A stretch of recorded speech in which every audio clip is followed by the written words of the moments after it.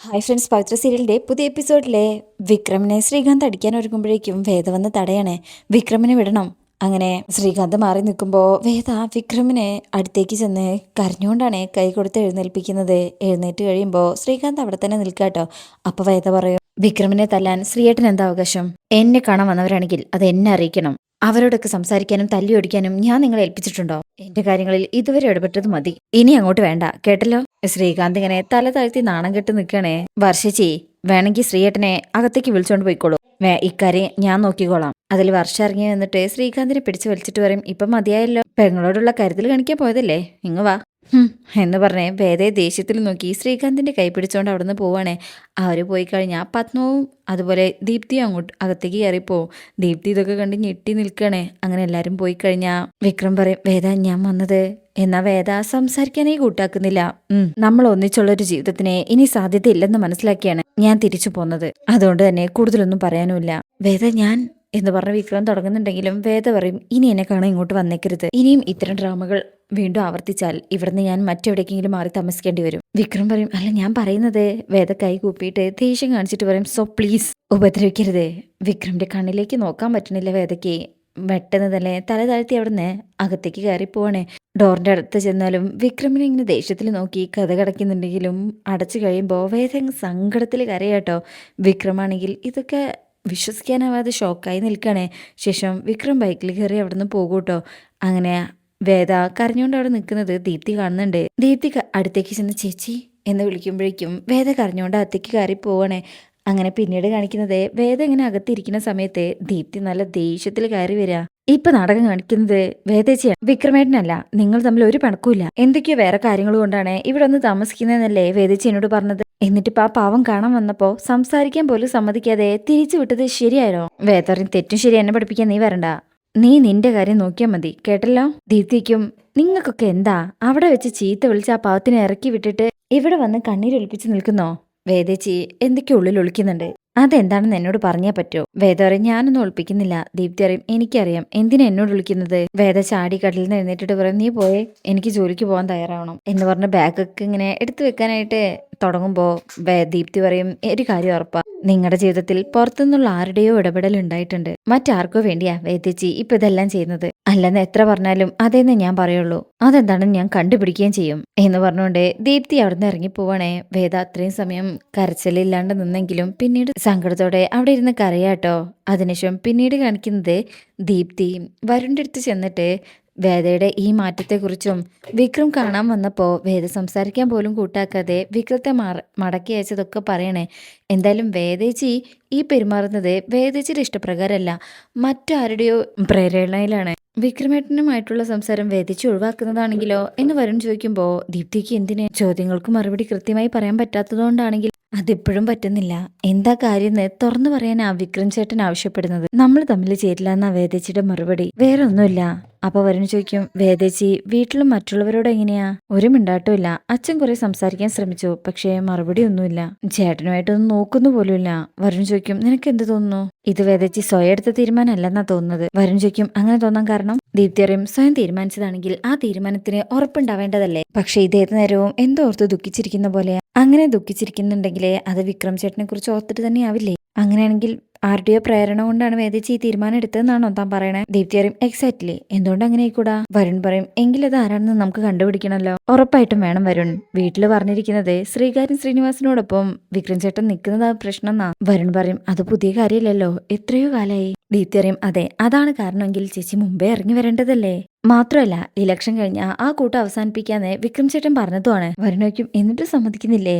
ഇല്ല, അതാ കാര്യം. വരുൺ പറയും, അപ്പൊ ഈ കാര്യത്തിൽ മറ്റാരുടെയോ ഇടപെടലുണ്ട്, സത്യം. ദീപ്തി പറയും, അങ്ങനെയാണെങ്കിൽ അതിന് പിന്നിൽ ഒരു ലക്ഷ്യം ഉണ്ടാവില്ലേ? എന്തോ ലക്ഷ്യം വെച്ചുള്ള ഗൂഢാലോചന തന്നെയായിരിക്കും അത്. എങ്കിൽ നമുക്കത് പൊളിക്കണ്ടേ വരുണേ? വരുൺ പറയും, ഉറപ്പായും. പക്ഷേ ഇലക്ഷൻ കഴിയേണ്ടി വരും. അച്ഛന്റെ ക്യാമ്പിന്റെ ഒരുപാട് കാര്യങ്ങളും ഉത്തരവാദിത്തങ്ങളും ഉണ്ട്.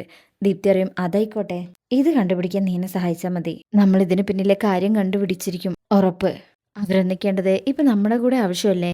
ദീപ്തി അറിയും, അതെ എന്ന് പറഞ്ഞ് അവരിങ്ങനെ ചിരിക്കുകയാണ്. ശേഷം പിന്നീട് കാണിക്കുന്നത് വേദ ഓഫീസിലേക്ക് പോകാനായിട്ട് റോഡിലേക്ക് ഇറങ്ങി നിൽക്കാട്ടോ. അത്ര ഓട്ടോയും കിട്ടുന്നില്ല. ഒരുപാട് വണ്ടിക്ക് കൈ കാണിക്കുന്നുണ്ട്. പെട്ടെന്നായിരിക്കും രാധയുടെ വണ്ടി അതുവഴി പാസ് ചെയ്യുന്നത്. വേദയെ കാണുന്നതും രാധ അവിടെ വണ്ടി നിർത്തും. ശേഷം ബാക്കോട്ട് പോയിട്ട് ഹലോ, നമ്മളെയൊക്കെ ഓർമ്മയുണ്ടോ എന്ന് പറഞ്ഞ് വണ്ടിയിൽ നിന്ന് ഇറങ്ങാണ്. വേദ ചിരിക്കും. ആഹാ, ചിരിക്കുന്നുണ്ടല്ലോ. വേദ പറയും, കണ്ടാൽ ചിരിക്കാതിരിക്കാൻ മാത്രം ശത്രുതയൊന്നും നമ്മൾ തമ്മിലില്ലല്ലോ. അതില്ലെന്ന് സമ്മതിച്ചല്ലോ, വാ കേറ്. വേദ പറയും, വേണ്ട, ഞാൻ ബസ് പോയിക്കോളാം. രാധ പറയും, അങ്ങനെ ബലം പിടിക്കാതെ കയറ്. ചക്രവാണി സാറിന്റെ ഓഫീസിലേക്കല്ലേ ഞാൻ കൊണ്ടു ചെന്നാക്കാം. ബസ് കൂലി തന്നാ മതിന്നേ. വേദ പറയും, അതുകൊണ്ടല്ല. രാധയ്ക്കും പിന്നെന്താ, എന്റെ ലാത്തിയടി കേൾക്കണം എന്നാണോ? ഒരു വർഷം മുമ്പേ എന്റെ ഈ വണ്ടി കയറിയിട്ട് വേദ വിക്രമിന്റെ വീട്ടിലേക്ക് പോയത് ഓർമ്മയുണ്ടോ? വിക്രം ചേട്ടനുള്ള എന്തോ കൊട്ടേഷൻ ആണെന്നാ ഞാൻ കരുതിയത്. പക്ഷെ ശരിക്കും എനിക്കുള്ള കൊട്ടേഷൻ ആണെന്ന് പിന്നെ മനസ്സിലായത്. വേദയുടെ മുഖം മാറുന്നത് രാധ ശ്രദ്ധിക്കും. അയ്യോ, ഞാനൊരു തമാശ പറഞ്ഞതാണേ. വന്ന് കയറൂ, എനിക്ക് അയാളോട് കുറച്ച് സംസാരിക്കണം എന്നുണ്ട്. അതിന് ഈ റോഡ് ശരിയല്ല.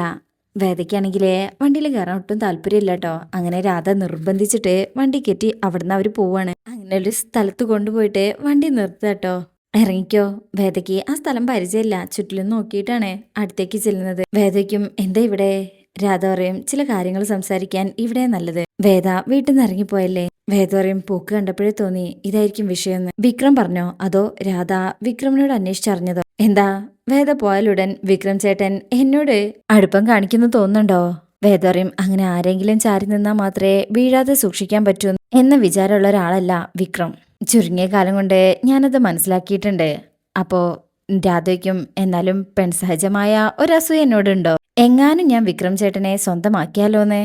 അപ്പോ വേദയ്ക്കും, എന്തിന്? അങ്ങനെ ഒരു ജീവിതം വിക്രം ആഗ്രഹിക്കുന്നുണ്ടെങ്കിലേ എന്തിന് ഞാൻ തടസ്സം നിൽക്കണം? രാധ പറയും, വാക്കുകളില് വലിയ ബോൾഡ്നെസ് കാണിക്കുന്നുണ്ടെങ്കിലും വേദയുടെ ഉള്ളില് അതില്ലെന്ന് എനിക്ക് മനസ്സിലായി. ഉള്ളില് ആ പെട എനിക്ക് മനസ്സിലാകും. ഉള്ളിന്ന് വിക്രമേട്ടനെ എടുത്ത് കളയാൻ തീരുമാനിച്ച ആളുകളിൽ ആരോടെങ്കിലും അതിനെക്കുറിച്ച് സംസാരിക്കുമ്പോ വിക്രം ചേട്ടനുമായിട്ട് ഒരു ബന്ധവും ഇല്ലെന്നേ ഞാൻ പറയാറുള്ളൂ. ആ സമയത്ത് എന്റെ വാക്കുകളിലും ഇതേ അവസ്ഥയായിരുന്നു. പിന്നെ സംഗതി എന്നോട് പറഞ്ഞത് നന്ദിനി അടുത്തെയാണ്. വേദ സ്റ്റാൻഡ് വിട്ടു, അതുകൊണ്ട് എനിക്ക് പാർക്ക് ചെയ്യാൻ സ്റ്റാൻഡ് കിട്ടിയെന്നായി പറഞ്ഞുകൊണ്ടായിരുന്നു വരവ്. ഭീമന്റെ വഴി എന്ന് പറയുന്ന ഒരു സിനിമയുണ്ട്. അതിലെ നായിക കുഞ്ചോക്ക് ഭവനോട് ഒരു ഡയലോഗ് പറയുന്നുണ്ട്. ഈ പ്രേമം എന്നൊക്കെ പറയുന്നത് ഒരു കണക്ഷൻ കിട്ടലാണ്. അതൊരാൾക്ക് കിട്ടുകയും മറ്റൊരാൾക്ക് കിട്ടാതിരിക്കുകയും ചെയ്യുന്നത് ഇത്തിരി പെയിൻഫുൾ ആണ്. ഇത്തിരിയല്ല, ശരിക്കും പെയിൻഫുൾ ആണ്. ഞാൻ ആ അവസ്ഥയിലൂടെ കടന്നുപോയതാ. നിങ്ങൾക്ക് രണ്ടുപേർക്കും അതുണ്ടാവില്ലെന്ന് കരുതി. നിങ്ങളറിയാതെ നിങ്ങളുടെ കണ്ണുകളിലേക്ക് നോക്കുമ്പോ ആ ഒരു കണക്ഷൻ ഉണ്ടായിരുന്നു. ആദ്യമൊക്കെ അത് അംഗീകരിക്കാൻ എനിക്ക് വലിയ പാടായിരുന്നു. അതുകൊണ്ട് തന്നെ ഇയാളുടെ ദേഷ്യം കാണിച്ചും വൈരാഗ്യ ബുദ്ധിയോടെ പെരുമാറിയുമാണ് ഞാൻ അതിനെ മറികടക്കാൻ നോക്കിയത്. അക്കാലത്തെ ഞാൻ ഒരുപാട് മണ്ടത്തരങ്ങൾ കാണിച്ചിട്ടുണ്ട്. എന്നെങ്കിലും ഒരിക്കൽ നിങ്ങൾ രണ്ടുപേരെയും ഈ ഓട്ടോയിൽ കയറ്റി ഒരു റൈഡ് പോണെന്ന് കാണിച്ചു കൂട്ടിയ മണ്ടത്തരങ്ങൾക്ക് രണ്ടുപേരോടുമായിട്ട് സോറി പറയണം ഞാൻ വിചാരിച്ചു. ഇപ്പോഴും അതിനുള്ള സാധ്യത ഞാൻ പൂർണ്ണമായിട്ട് തള്ളിക്കളയുന്നില്ല. ഏതെങ്കിലും ഒരു ശ്രീനിവാസിന്റെ പേരിലോ അല്ലെങ്കിൽ എന്തെങ്കിലും ഒരു ഈഗോയുടെ പേരിലോ കട്ട് ചെയ്ത് കളയാനുള്ളതല്ല നിങ്ങൾക്ക് കിട്ടിയ ഈ കണക്ഷൻ. ആദ്യം വേദ എന്റെ ഓട്ടോയിൽ കയറി വന്നത് വിക്രം ചേട്ടനെ പ്രണയിക്കാനോ കൂടെ ജീവിക്കാനോ അല്ലെന്ന് എനിക്കറിയാം. വേദയിൽ നിന്നും വിക്രം ചേട്ടനെ സംരക്ഷിക്കാനായിരുന്നു എന്റെ ശ്രമങ്ങൾ. പക്ഷെ നിങ്ങൾ പോലും അറിയാതെ നിങ്ങൾ അടുപ്പത്തിലാവുന്നതും ഇഷ്ടത്തിലാകുന്നതും മാറി നിന്ന് കണ്ടവളാണ് ഞാൻ. അതില്ലാതാക്കരുത്.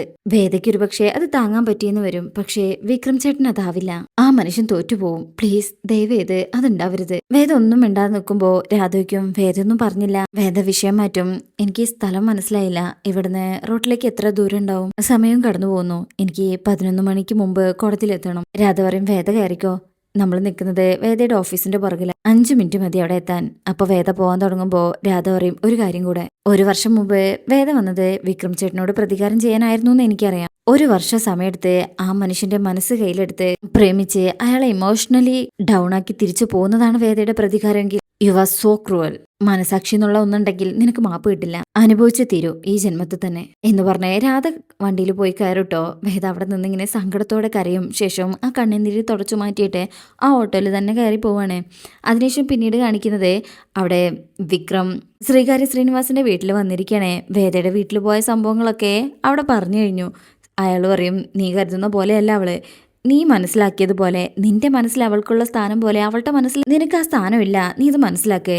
നീ ഇനി അവിടെ പോവണ്ട. സുധ പറയും, അതെ, ശ്രീനേട്ടൻ പറഞ്ഞതുപോലെ വിക്രം അങ്ങോട്ട് കയറി ചെല്ലേണ്ട ആവശ്യം ഉണ്ടായിരുന്നില്ല. പുളിക്കൽ കളിയാക്കിയിട്ട് പറയും, അതുകൊണ്ട് നാണം കെട്ട് ഇറങ്ങിപ്പോകാനുള്ള ചാൻസ് കിട്ടിയില്ലേ? വിക്രം ഇങ്ങനെ ദേഷ്യത്തിൽ നോക്കും. സുധയും, അല്ല സുധേച്ചി, ഞാൻ വെറുതെ പറഞ്ഞതല്ല. ഇനിയൊരു സംസാരം വരുമ്പോ വിക്രമിന് പറയാലോ, ഞാൻ നിന്റെ വീട്ടിൽ വന്നപ്പോ നീ എന്നെ ഇറക്കി വിട്ടു എന്ന് ചോദിച്ചൂടെ? അപ്പോ ശ്രീനിവാസൻ പറയും, തൽക്കാലം അതൊന്നും മനസ്സിൽ കൊണ്ട് നടക്കണ്ട. ഇലക്ഷനിൽ ഫോക്കസ് ചെയ്യ്. തിരഞ്ഞെടുപ്പ് കഴിയും തോറെ എല്ലാം ശരിയായിക്കോളും. നിന്നെ കുറച്ച് കാര്യങ്ങൾ ഏൽപ്പിക്കാനുണ്ട് സുധേ, അവനും കൂടെ ഭക്ഷണം വിളമ്പ്. വിക്രം അവിടുന്ന് വേണ്ടെന്ന് പറഞ്ഞ് പോകാൻ തുടങ്ങുമ്പോൾ അത് ശരിയാവില്ല, നീ കഴിക്കേ, എന്നിട്ട് നമുക്ക് എല്ലാവർക്കും കൂടെ പാർട്ടി ഓഫീസിലേക്ക് പോകണം. എന്നിട്ട് ഇലക്ഷനിൽ ഒന്നുകൂടെ പൂർവാധികം ഉഷാറോടെ വരുന്നു. എന്താ വിക്രം ഇങ്ങനെ ചിരി വരുന്നില്ലെങ്കിലും ചിരി അഭിനയിക്കാട്ടോ. ശേഷം പിന്നീടുള്ള നെക്സ്റ്റ് വീക്കിൽ പ്രൊമോല് കാണിക്കുന്നത് മാഷക്കുട്ടി വിക്രം വേദയെ കാണാനായി വീട്ടിലേക്ക് ചെന്നിരിക്കാട്ടോ. അതിനുശേഷമുള്ള ഭാഗത്തെ വിക്രവും വേദയും കൂടെ കടപ്പുറത്തോടെ ഇങ്ങനെ നടന്നു പോകുന്ന ചില ഭാഗങ്ങളൊക്കെ ഉണ്ട്. അത് സ്വപ്നമാണോ സത്യമാണോ എന്നറിയില്ല. അപ്പോൾ ആ ഭാഗത്തിനൊക്കെ ആയിട്ട് വെയിറ്റ് ചെയ്യാം. റിവ്യൂ ഇഷ്ടപ്പെട്ടിട്ടുണ്ടെങ്കിൽ ചാനൽ ലൈക്ക് ചെയ്യുക, സബ്സ്ക്രൈബ് ചെയ്യുക, സപ്പോർട്ട് ചെയ്യുക. താങ്ക്